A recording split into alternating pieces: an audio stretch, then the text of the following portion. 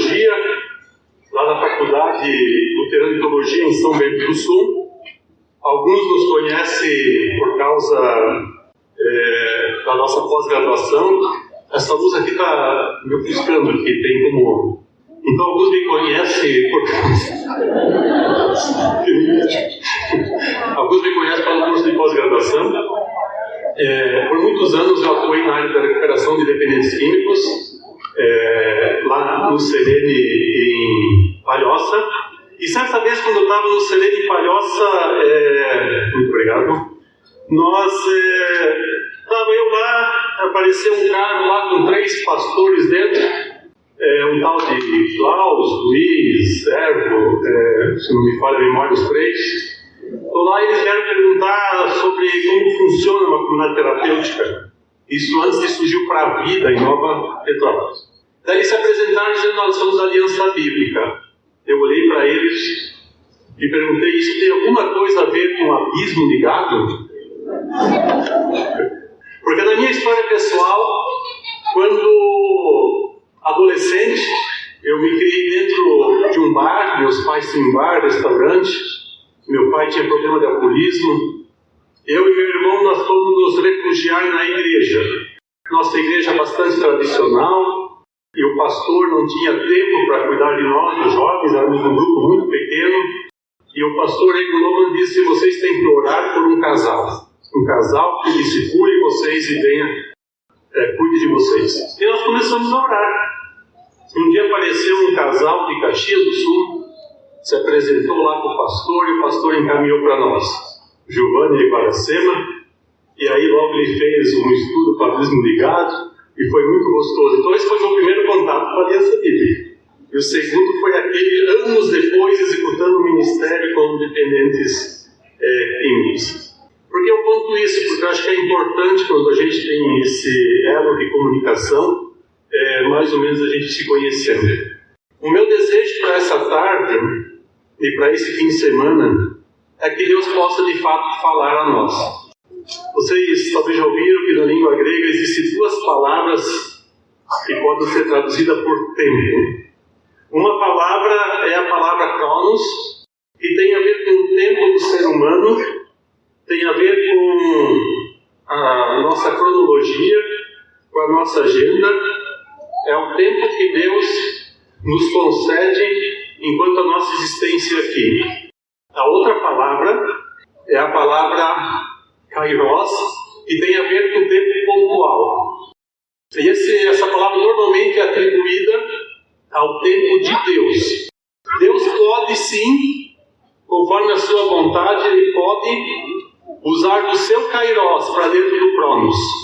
Então esse final de semana foi muito bem organizado, pelo que eu percebi aqui na equipe. Ele está na nossa cronologia, está no nosso tempo. Você tirou essas horas, esses dias para estar aqui. Nos organizamos para isso. Eu gastei minhas horas de preparo. O nosso cronos foi usado. Eu só não sei se Deus vai intervir com o seu kairos. Essa é a nossa oração. Mas isso também é um pouco complicado, porque quando Deus decide, aí Ele mexe na nossa existência. E é meu desejo que a gente possa sentir o kairos, a presença de Deus, a intervenção de Deus de forma bem pessoal, e ao mesmo tempo que esse tema de relacionamento, esse tema sobre comunhão, mutualidade, possa ser um tema que venha nos enriquecer. É um tema, eu sei, conhecido, e muita coisa que eu vou dizer vai ser o óbvio, mas hoje o óbvio precisa ser dito. Por quê? Porque nós estamos vivendo uma sociedade em que os relacionamentos estão cada vez mais distantes, cada vez mais virtuais e cada vez mais descomprometidos. E aprender sobre o tema comunhão e perceber na palavra do Senhor que é um tema precioso e central na vida de fé. Eu espero que possamos deixar esse recado, que Deus deixe esse recado no nosso coração. Então, o nosso tema é relacionamento e mutualidade, comunhão e mutualidade entre os crentes em Jesus Cristo. A palestra de agora, o tema vai ser comunhão, a boa vontade de Deus. Depois, hoje à noite, nós vamos falar sobre comunhão, a comunicação corporal do corpo de Cristo. Amanhã de manhã, comunhão, o mandamento do amor. E amanhã à tarde, comunhão, riscos e caminhos da comunhão. Então, comunhão, a boa vontade de Deus. Não é normal para o cristão viver em comunhão. Essa frase ela é escrita por Dietrich Bonhoeffer no seu livro Vida em Comunhão. E esse homem que viveu a época da guerra terminou dentro de um campo de concentração porque ele tinha a igreja clandestina, um seminário clandestino onde ele ensinava teologia. E ele escreve essa frase com muita precisão e na vivência de perder a chance de ter comunhão com os irmãos por estar preso. Preso por causa do Evangelho. Não é normal para o cristão viver em comunhão. Nós achamos que é normal, a hora que eu quero eu vou lá. A hora que eu quero eles estão lá me esperando. Hoje não estou afim. A gente acha que é normal. Não é. Não é normal para o cristão viver em comunhão. É dádiva de Deus. É graça de Deus, é amor de Deus, o fato que você pode ter pessoas que têm a mesma fé, que creem no mesmo Senhor, que creem no Senhor Jesus Cristo. Ou seja, não é possível ser crente em Jesus Cristo e viver sozinho. Nós vamos ver que a fé, ela está no âmbito do relacionamento. E Jesus Cristo, quando esteve entre nós, não escolheu uma pessoa para conviver com Ele. Ele criou um grupo de pessoas. Isso é comunhão. Então nós não temos esse direito de escolher ou não se nós vamos viver em comunhão. É dádiva de Deus. É dádiva de Deus. E somente se Deus tirar essa dádiva é que talvez nós vamos perceber o valor dela. Eu quero nessa parte abordar 3 perspectivas do tema. A primeira perspectiva, a boa vontade de Deus expressa na criação. A segunda perspectiva, a queda. E a terceira perspectiva, a redenção em Jesus Cristo. Primeira perspectiva, a boa vontade de Deus na criação. Nós temos 2 relatos da criação lá em Gênesis. Você que tem sua Bíblia, aliás, o Adelar pediu que eu fizesse vocês abrir a Bíblia, afinal é aliança. Tem que fazer jus ao nome, não? Então vamos lá. Abriu hoje, dá para falar em ligar a Bíblia, né? Quem tem um celular. No primeiro relato da criação, Gênesis 1, 26 e 27, ali nos é dito, eu vou ler na tradução do Almeida. Muitos de vocês, eu sei que tem a NVI ou outra tradução, tenta ouvir essa leitura comparando já com a tradução que você tem ali. Gênesis 1, 26 e 27 diz assim: também disse Deus, façamos o homem à nossa imagem, conforme a nossa semelhança. Tenha ele domínio sobre os peixes do mar, sobre as aves do céu, sobre os animais domésticos, sobre toda a terra e sobre todos os répteis que rastejam pela terra. Criou, pois, Deus, o homem à sua imagem, a imagem de Deus o criou, homem e mulher os criou. Então esse é o primeiro relato da criação. Depois o segundo relato é um pouco mais específico. Nós temos aqui a questão da criação do ser humano, a imagem e semelhança de Deus. A imagem e semelhança de Deus é quando Deus diz façamos. Interessante que aqui Deus fala no plural. Façamos. Ele não disse faço o homem a minha imagem e semelhança. Façamos. Porque Deus não é um Deus solitário perdido no tempo e no espaço. Mais ou menos assim como o Alá, no islamismo, é um Deus único, solitário, e que os seus seguidores precisam fazer ritualísticas para agradá-lo. Deus, revelado na Sagrada Escritura, é Deus pessoal, pessoa. Pai, Filho e Espírito Santo. Deus é uma comunidade em si mesmo. E esse Deus relacional, essa comunidade que é Deus, diz, façamos o homem à nossa imagem e semelhança. Essa terminologia, imagem e semelhança, vem do mundo antigo, quando um rei, ele tinha o seu território onde ele governava, e na divisa de território ele colocava imagens dele, estátuas, que representavam aquele território desse governador. Essa é a palavra que está por trás. Então nós somos representantes de Deus dentro da criação, representantes de Deus dentro da sua criação. E por ser criado a imagem e semelhança de Deus, nós somos relacionais. Ou seja, imagem e semelhança de Deus tem uma das características, é um ser relacional. Nós não fomos criados como animais, e nem como árvores, como coisas. Nós fomos criados com a habilidade relacional. Por isso é um tema tão precioso para nós, a questão do relacionamento, uma necessidade que nós temos. O segundo relato da criação, de Gênesis 2, 4 a 25, não vou ler tudo, só quero chamar a atenção para esse texto, ali é onde é descrito a criação do ser humano, onde Deus ele faz o homem do barro e assopra o seu fôlego de vida, o seu fôlego de vida para dentro do ser humano, e o ser humano passa a ser um ser vivente. Passa a ser um ser vivente. Lembro-me quando criança e a gente escutava na igreja essa história, e eu fui uma vez atrás do rancho, fiz um boneco de barro e assoprava naquele boneco. Sério, para ver se o negócio funcionava. Hoje a gente rima, na época eu estava levando a sério, queria brincar já de criança, queria brincar de Deus, de ser como Deus. E essa criação que Deus faz, o homem, ele é criado, ele é feito, e agora ele ganha uma função de dar nome aos animais, isso significa dar significado à criação, mas ele vive na sua solidão. E dentro da criação, dentro dos seres vivos, não havia alguém que pudesse ser como ele, relacional. Daí vem a criação da mulher, descrita nesse relato, para que fosse complementar a ele, que houvesse uma complementariedade entre homem e mulher. Relacionamento. Isso é muito bacana, muito interessante, essa palavra complementariedade. Não vou fazer hoje palestra de casamento, mas é um tema precioso quando nós falamos para casais, essa questão. Tá? E por sermos criados assim, relacionais, relacionamento é uma necessidade do ser humano. Faz parte da constituinte humana, do DNA humano ser relacional. Ninguém vive, ninguém sobrevive na solidão. Dentro da solidão, a pessoa vegeta, a pessoa apenas sobrevive de uma forma muito limitada, podendo inclusive ter suas mazelas, também mazelas de ordem de saúde física.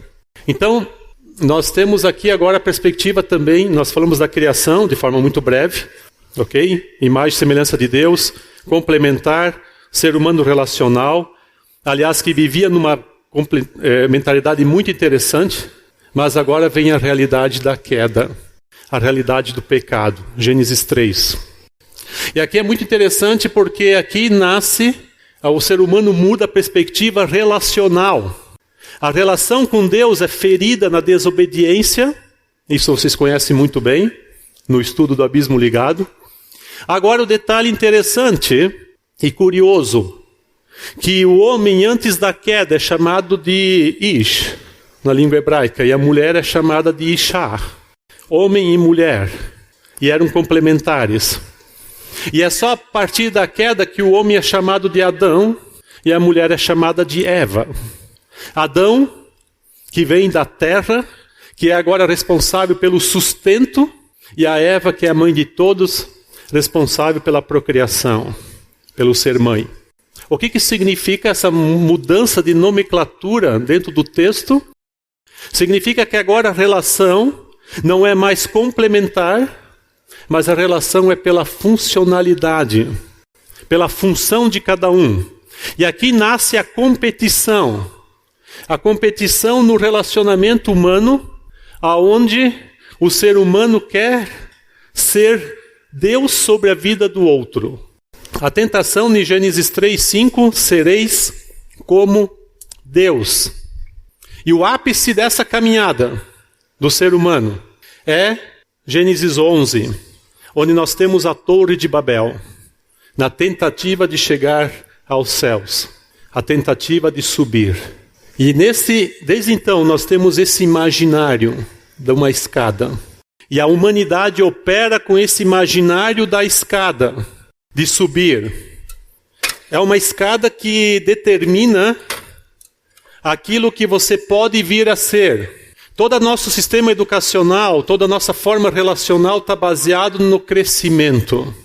Estuda, menino, para ser alguém na vida. Você não é. Você pode vir a ser, se estudar. E essa escada, ela é cruel porque ela nos coloca dentro de uma competição por espaço, uma competição por dignidade. A dignidade que nos foi dado na imagem e semelhança de Deus é agora manchado pela queda. O ser humano, no seu anseio, na sua angústia por ser, entra nessa competição. E essa escada é muito cruel porque o primeiro degrau é mais alto. Tem pessoas que não conseguem dar o primeiro passo. Elas resbalam e caem. E são com isso desprezíveis, ou se sentem desprezíveis na sociedade, desprezadas. É aquele alcoolista que não consegue se erguer, aquele dependente de drogas que não consegue se erguer e assim por diante. Pessoas que são consideradas desclassificadas no sistema. Então tem aqueles miseráveis, pecadores, os publicanos, que nós encontramos nos textos do Evangelho. Mas tem aqueles que conseguem subir a escada. Aqueles que conseguem subir alguns degraus. Chegam no meio da escada. Eles olham para cima e dizem, eu não sou tão bom. Mas eles olham para baixo e dizem, mas também não sou tão ruim. Não sou tão miserável. Tem gente melhor que eu, mas eu não sou tão ruim. E tem aqueles, eu não vou subir porque, né? Ficaria na história das alianças, um pregador cair né? Mas assim, tem aqueles que chegam aqui em cima, lá em cima, e se acham os bons. São os fariseus que nós encontramos no Evangelho, aqueles que se acham bons. Por que eu estou trazendo essa realidade para nós nessa abertura dos temas? Porque é essa escada que estraga a nossa comunhão. Porque dentro da própria comunhão cristã, dentro da comunidade de fé, muitas vezes nós entramos no pecado da competição e nos comparamos. Alguns se achando mais, outros se achando meia boca. E aqueles que nem vêm porque não se sentem dignos de estar aí. É aquele publicano que fica no fundo, no templo, dizendo, "Sê propício a mim, pecador", na parábola que Jesus contou. Mas eu tenho que dizer que a graça de Deus, ela não existe em cima da escada. O nosso imaginário social é esse, você tem que crescer, crescer, crescer, e nós levamos esse imaginário para a nossa espiritualidade, tem que crescer, crescer, crescer, e nós achamos que nós podemos, por esforço próprio, merecer a graça de Deus. Esse é um imaginário muito forte na religiosidade brasileira. E esse imaginário, ele entra para dentro do mundo evangélico brasileiro, e muitas vezes determina os temas de uma forma não tão bíblica. E aí nós temos a competição. A graça de Deus nos alcança aqui embaixo. Porque Jesus Cristo nos acolhe aqui. Eu costumo dizer que o maior trabalho que Jesus tinha era sacudir a escada para ver se lá de cima caísse um fariseu para ele poder salvá-lo. É a história de Nicodemos. Importa-vos nascer de novo. Porque enquanto tu ficar no teu pedestal, no teu ser bom, tu não tens salvação. Esse é o maior trabalho de Jesus, trazer para a realidade. E aqueles que Jesus no seu caminho encontra, que já estão na base da escada, inclusive para ser apedrejado por quem está lá em cima, João 8, Jesus acolhe. Onde estão os teus acusadores? Foram embora, Senhor, eu também não te condeno. Vai e não peques mais. É graça, pura graça de Deus, que nos acolhe aqui. Enquanto que você não entender essa dinâmica, você não terá entendido a graça de Deus e você não terá comunhão sincera com o outro que também vive aqui embaixo. Porque não tem comunhão nessa escada. Só existe competição. Rolf, então tu quer dizer que a gente não melhora depois que entrega a vida a Cristo? A gente não se torna mais perfeito? Eu quero dizer para você que o comportamento sim. A gente aprende a ética de Deus que preserva a nossa existência, que preserva a nossa vida. Mas ontologicamente falando, ou seja, a partir do ser, você não fica melhor não. Tu é um caco que nem eu. Tu é pecador, pecadora. E tu vive constantemente desse perdão. Porque mesmo que na tua ética tu deixe de fazer alguma coisa, mas o teu pensamento deseja aquilo e já te condena. Por isso tu precisa do perdão de Deus e a graça constantemente. Eu tenho que colocar isso com muita clareza para a gente entender que a comunhão é dos agraciados. Só existe comunhão ali onde tem a graça do Senhor Jesus. E não pedras na mão daqueles que são melhores querendo massacrar os que são piores. Não há melhores e piores para Jesus. Jesus está com aqueles que sabem que nada merecem e que nada são, a não ser dependentes do seu perdão e do seu amor. E a partir daí podem viver de forma digna. Vou explicar um pouco melhor, porque explicar a graça de Deus é uma tentativa de todo pregador. E é a palavra mais difícil que nós temos na Sagrada Escritura é a palavra graça. Porque quando você entende a graça de Deus, nos próximos minutos você já não entendeu. Você tem que sempre voltar a entender de novo. Conto uma história.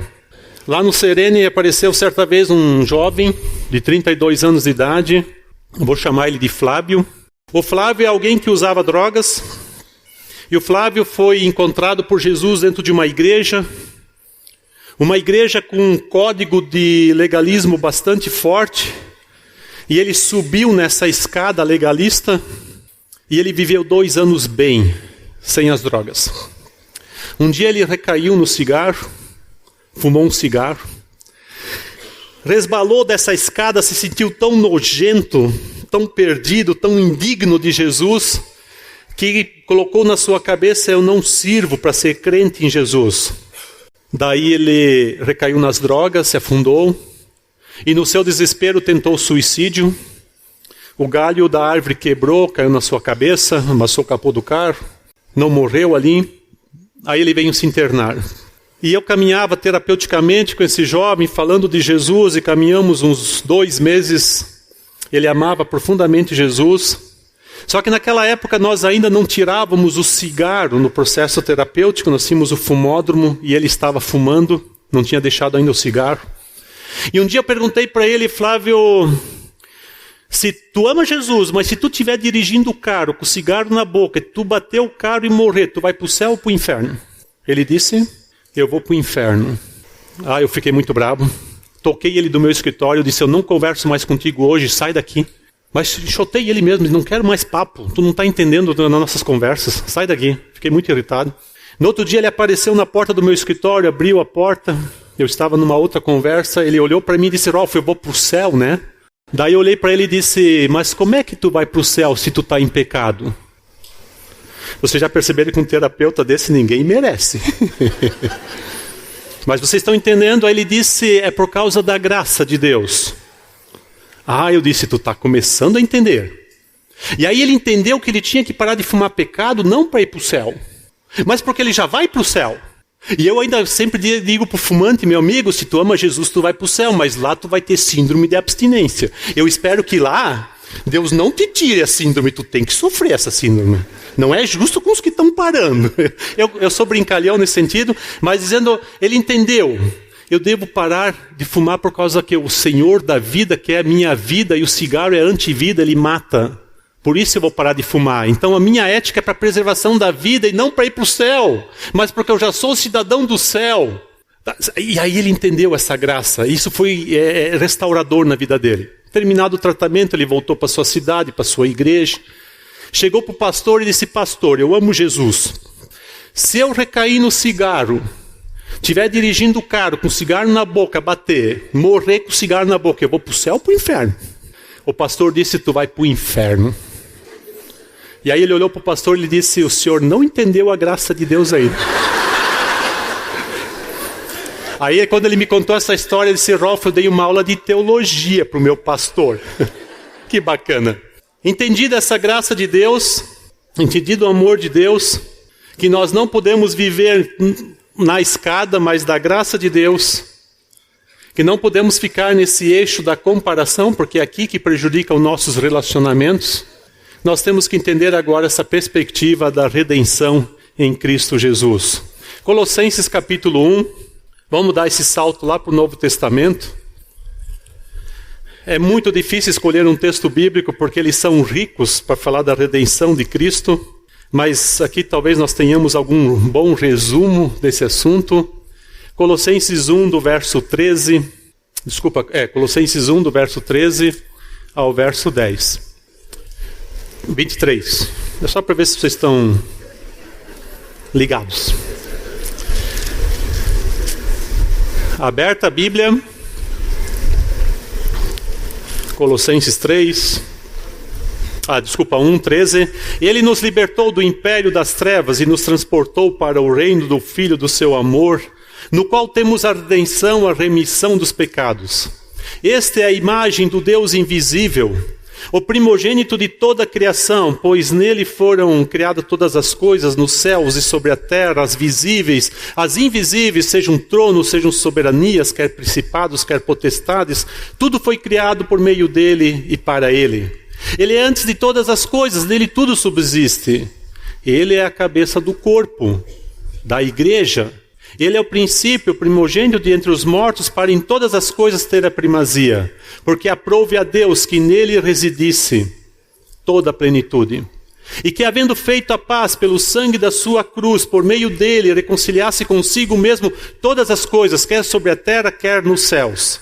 E a vós outros, também que outrora eres estranhos e inimigos no entendimento pelas vossas obras malignas, agora, porém, vos reconciliou no corpo da sua carne, mediante a sua morte, para apresentar-vos perante ele santos, inculpáveis e irrepreensíveis. Se é que permaneceis na fé, alicerçados e firmes, não vos deixando afastar da esperança do evangelho que ouviste e que foi pregado a toda criatura debaixo do céu, e do qual eu, Paulo, me tornei ministro. No verso 13 nós temos um transporte das trevas para a luz, da morte para a vida. Aqui nós temos a redenção pelo sangue de Jesus Cristo, o perdão dos nossos pecados. E a partir dessa realidade nós vamos ter uma nova cidadania, não mais a cidadania pós-queda, mas a cidadania pós-redenção, a cidadania do céu, que nós passamos a viver aqui. Verso 14, a redenção, a remissão dos pecados. Pecado é uma palavra relacional. Eu gosto de fazer a diferença entre pecado e erro. Na diferença que eu faço, erro é uma questão técnica. O erro é por descuido, por ignorância. E nós erramos quando não sabemos de algo. Pecado é maldade, é relacional. Então você pode estar dirigindo o teu carro, cometer um erro de direção e atropelar alguém. Esse erro prejudicou o outro. Mas esse erro não foi maldade, foi um descuido. Tem consequências. Agora você está dirigindo o carro e você vê o outro lá, que você tem ódio daquele outro, já bem alimentado e cultivado, e aí você puxa o volante para cima dele. Isso é pecado, é por maldade. E nós, na nossa constituinte pós-queda, nós somos pecadores e agimos por maldade contra Deus e contra o próximo. Por isso só há um caminho, o perdão. Você tem culpa no erro, e essa culpa até a psicologia dá conta nas suas terapias. Mas você não dá conta do pecado nas terapias da psicologia. Porque o pecado só pode ser resolvido pelo perdão. E esse perdão de Deus tem um preço, diz aqui no texto, que é o preço da sua cruz, do seu sangue. Só podemos ser perdoados. O nosso grande problema é que nós queremos subir uma escada sem o perdão. Nós queremos ser bons, quando na verdade não o somos.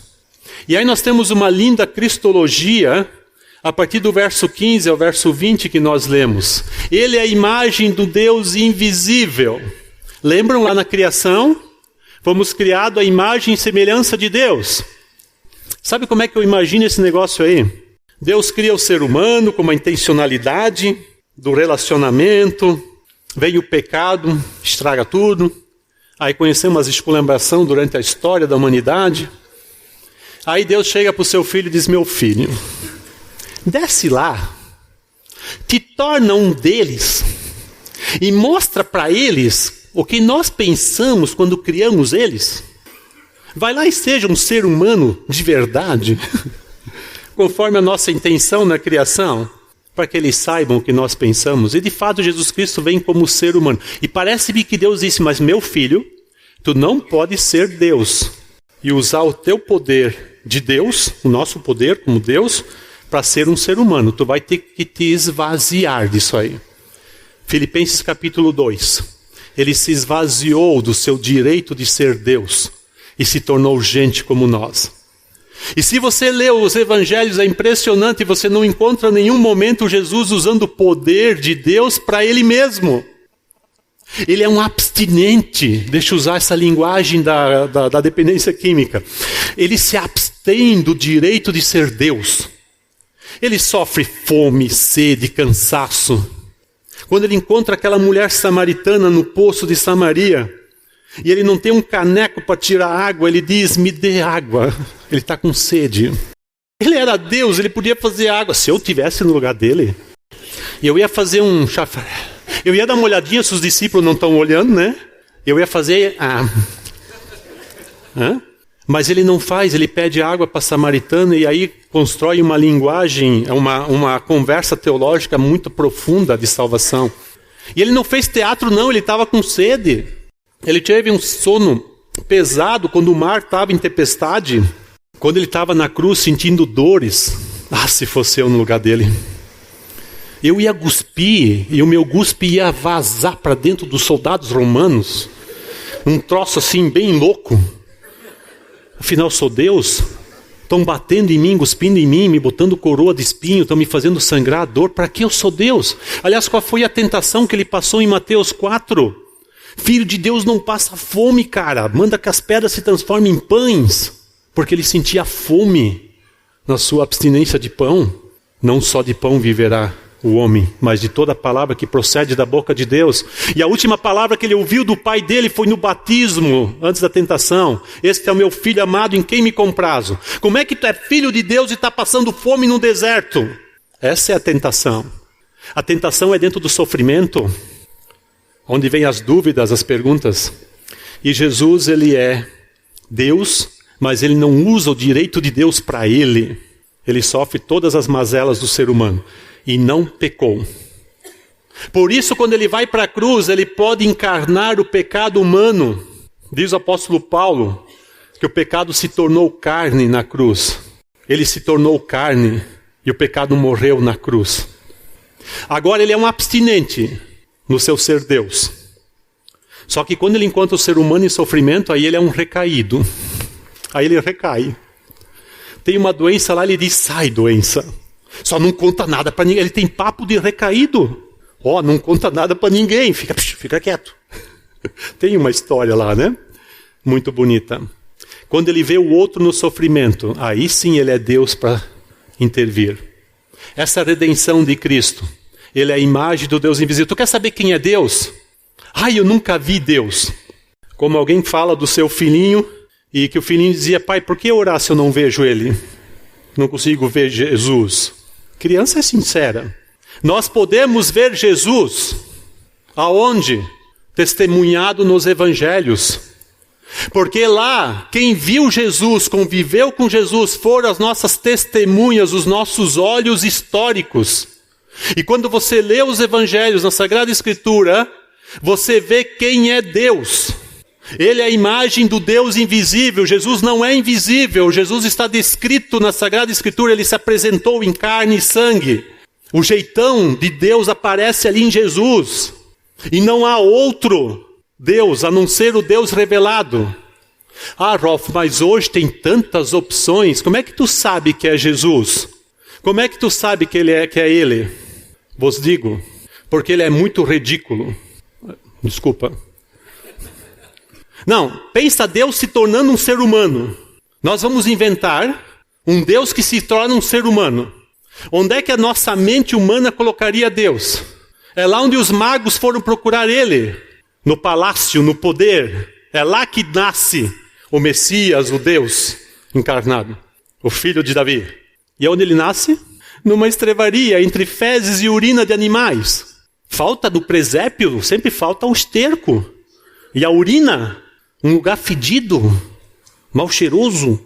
A gente faz tudo bonitinho, porque é o menino Jesus. Não, ele nasceu ali. Cara, Deus se tornar gente e nascer nesse ambiente, me conta outra. Mas aí ele vai e anda entre o povão, essas pessoas simples que nada sabem da lei, essa ralé maldita, e quer dizer que é Deus.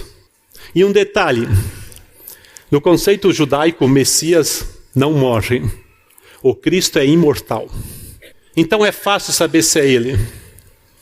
Vamos entregar para os homens lá, os romanos, porque só os romanos podem dar pena de morte.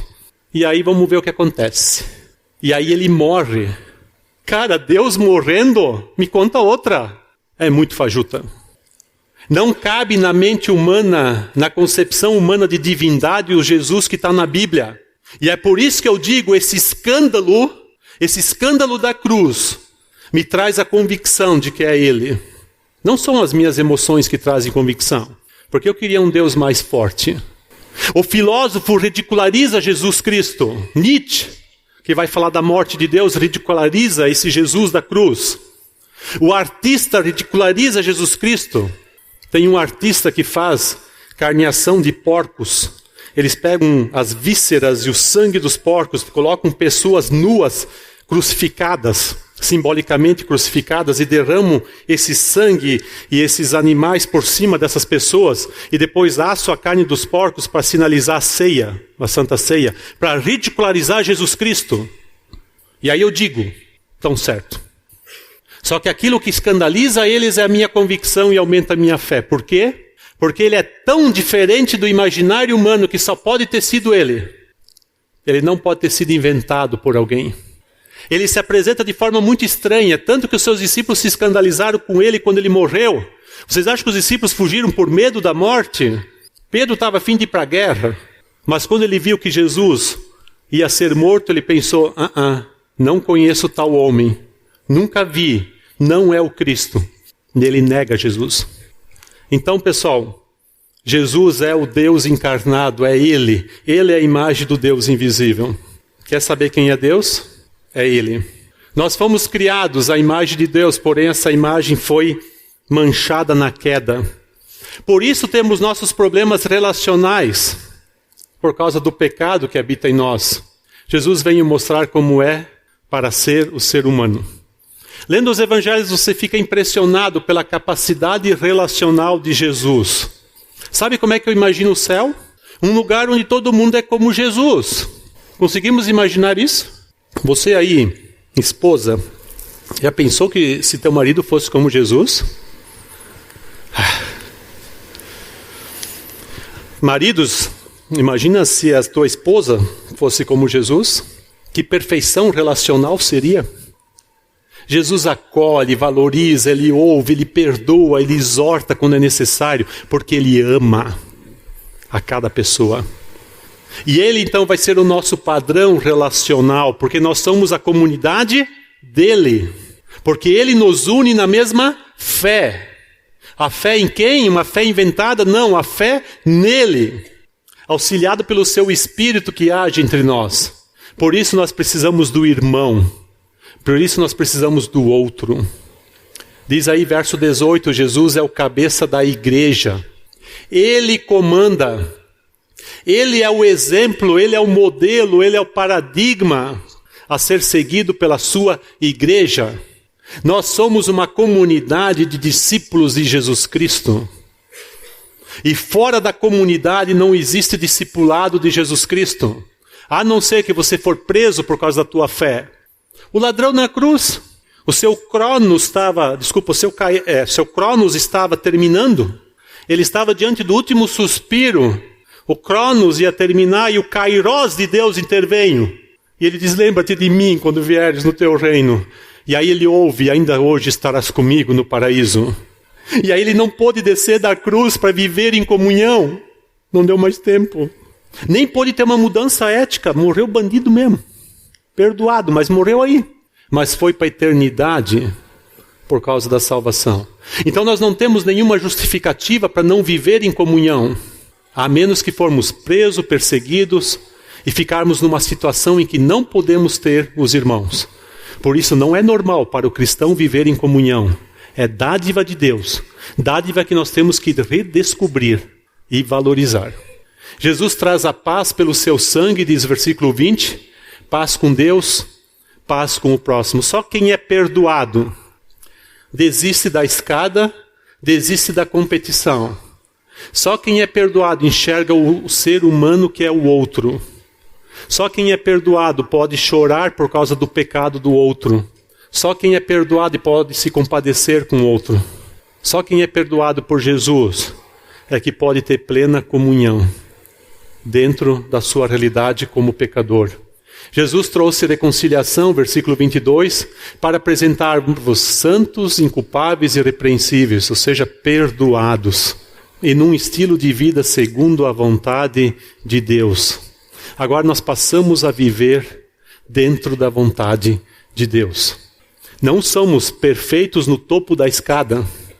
Não somos melhores do que ninguém. Apenas agraciados. E com essa graça, temos um cuidado pela vida. Por isso a nossa ética passa por uma transformação. Mas nós não nos tornamos melhores, apenas agraciados, para poder produzir vida ao redor de quem está conosco, vivendo na perspectiva de quem é perdoado. Eu gosto muito de usar um exemplo que uma vez eu vivenciei. Estava eu na casa de um agricultor, criador de porcos, lá de Santa Rosa, e ele estava assando um churrasco e nós estávamos naquele momento muito agradável, só que a gente sentado embaixo de uma sombra, ele assando churrasco lá numas pedras, e adiante era o chiqueiro dele. Então tinha horas, ou melhor assim, nós estávamos entre o churrasco e entre o chiqueiro. E conforme o vento, vinha aquele cheirinho do churrasco. E quando o vento mudava, vinha o cheiro do chiqueiro. E aí aquilo me ficou assim, paradigmático, no sentido de que nasce aí um exemplo. Quando você entrega a tua vida a Cristo, quando você é convertido pelo Senhor Jesus, que Ele te traz a fé, que Ele te salva, você já tem o céu. Você é um salvo, você é um perdoado. Só que ainda não, porque você vive aqui. Você já tem o churrasco. É uma realidade, está ali. Mas você só tem o cheirinho do churrasco. Enquanto nós vivemos aqui, nós temos o cheirinho do céu. Mas não o céu pleno ainda. Mas quando a gente vive sem Deus, a gente também já tem um inferno. Muitos pensam o inferno é aqui na terra. Aqui se faz, aqui se paga. Eu digo, O inferno começa aqui na terra e continua depois. Assim como o céu começa aqui e continua depois. E a gente vive esse curto-circuito muitas vezes. Entre o cheiro do céu, as boas coisas de Deus para a nossa vida e a nossa natureza pecaminosa que nos arrasta para a esterqueira novamente. Para o meio do esterco. Né? Quer dizer, aquele conflito. Pessoal, comunhão cristã. Deixa eu criar uma expectativa agora. Pessoal, comunhão cristã é sentir um pouco do cheiro do céu aqui. Porque aí você não está sozinho da tua angústia no teu sofrimento. Você é carregado por irmãos e irmãs na fé. Não é a perfeição, porque esses irmãos são todos uns cacos que nem a gente. Tudo esquisito. Mas irmão, não é o céu pleno ainda, porque nós não nos transformamos como Jesus no ato da conversão. Só depois da ressurreição, quando nós ressuscitarmos em plenitude, nós seremos como Jesus, e aí é o céu. Mas nós já temos o cheiro desse céu na convivência cristã. Por isso, um estilo de vida segundo a boa vontade de Deus. Mas diz o nosso texto, se é que permaneceis na fé, alicerçados, ou seja, fundamentados, firmes, edificados. 10 ou 5? Tá bom. Perceberam a comunicação deles? alicerçados, firmes, não vos deixando afastar da esperança do evangelho que ouviste. Pessoal, como você quer se manter alicerçado, firme, edificado, bem fundamentado, se você se afasta da comunhão cristã? Quer caminhar sozinho a tua vida de fé? Não dá. É uma premissa da sustentabilidade da fé, a congregação, a irmandade. Eu preciso do outro que me carregue, e o outro precisa de mim, para que a gente possa crescer, nos edificar, crescer em conhecimento, ser edificados, firmados, aumentando a nossa convicção de fé e vivendo desse perdão, dessa graça que precisamos diariamente. E aqui nós temos, não nos deixando afastar da esperança do evangelho que ouvistes. Qual é essa esperança? A ressurreição dos mortos, a volta de Jesus Cristo. Nós vivemos na esperança. E a esperança cristã não é uma fezinha do tipo assim, quem sabe as coisas vão melhorar. Não. A esperança cristã é uma certeza, é uma espera. Nós apenas esperamos aquilo que Cristo vai fazer ao voltar e ressuscitar os mortos. Quem já morreu, aguarda a ressurreição. Quem ainda não morreu, tem diante de si a possibilidade de ir lá aguardar a ressurreição, ou Cristo voltar antes. Mas, morrer ou Cristo voltar, as coisas estão definidas. E nós esperamos, na certeza de que vai acontecer. E só quem tem a premissa, a perspectiva da ressurreição, vida eterna, céu, eternidade, cidadania de lá, é que pode viver aqui com qualidade, na boa vontade de Deus. Só que essa espera não é uma espera passiva. Então a gente senta no sofá da nossa casa, com a Bíblia na mão, e fica só nisso. A esperança cristã é ativa. Ela vai ao encontro do outro. Ela vai em busca do outro. Ela é ativa. Enquanto Cristo não volta, enquanto que eu não estou morto, continuo servindo ao meu Senhor. Que história linda de vocês. Que história linda. Né? Se aposenta e continua trabalhando, porque não é trabalho, é ministério, é para o Senhor Jesus, é óbvio. Que coisa linda. Esse bom testemunho dos pioneiros de vocês. Honrem a homens como esse, diz a Sagrada Escritura. Chama atenção que o texto não é escrito no singular. E agora estou indo para o encerramento. Sempre que aparecer no meu slide um risco, vocês começam a ter a esperança que eu vou terminar. E podem ter certeza que eu vou terminar. Então assim é a espera da eternidade, entendeu? Eu ainda não terminei, mas estou quase lá. Vamos. E quando aparecer esse negócio aqui é porque eu estou terminando. Bom, chama atenção que o texto não é escrito no singular, tu, mas é escrito no plural, vós. Por que é escrito no plural, vós, vos? Primeiro porque Paulo está escrevendo para a comunidade, ok? Lá para Timóteo, ele escreve para Timóteo, ele usa a primeira pessoa. Mas é interessante que ele escreve para a comunidade de fé. Significa que as dádivas de Deus são para as pessoas. Sim, a salvação é para você, enquanto pessoa. Desce da escada para ser salvo, ou se está lá embaixo, aceita a salvação, é para ti. Mas essa salvação individual, pessoa, deve ser guardado e cultivado em comunhão. Por isso vós. Por isso vocês são templo do Espírito Santo. Tem texto que mostra que nós, pessoas, somos o templo do Espírito Santo, mas tem o texto que dá a entender que o Espírito Santo habita entre nós. Porque aqui está o corpo de Jesus Cristo.